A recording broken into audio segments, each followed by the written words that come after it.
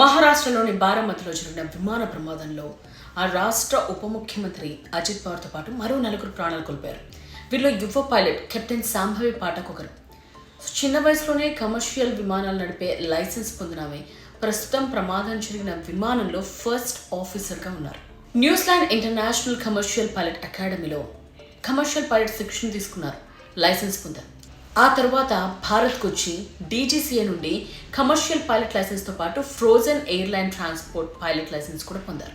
కొత్త పైలట్లకు శిక్షణ ఇచ్చేలా అసిస్టెంట్ ఫ్లైట్ ఇన్స్పెక్టర్గా కూడా పనిచేశారు. 2022 ఆగస్టు నుండి విఎస్ఆర్ వెంచర్స్ ప్రైవేట్ లిమిటెడ్ కంపెనీలో ఫుల్ టైమ్ ఫస్ట్ ఆఫీసర్గా బాధ్యతలు నిర్వర్తిస్తున్నారు. ఏపీలో బిజినెస్ ప్రముఖులు ప్రయాణించే లియర్జెట్ 45 లాంటి విమానాలను నడుపుతున్నారు. అజిత్ పవార్ ప్రయాణించిన లియర్జెట్ 45 విమానంలో పైలటింగ్ కమాండ్ గా కెప్టెన్ సుమిత్ కపూర్ వ్యవహరించారు.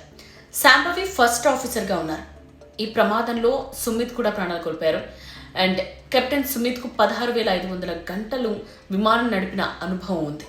కానీ ఇంత ఎక్స్పీరియన్స్డ్ ఉన్న వాతావరణం అనుకూలించకపోవడంతో వీళ్ళందరూ ఆ విమాన ప్రమాదంలో దుర్మరణం పొందారు.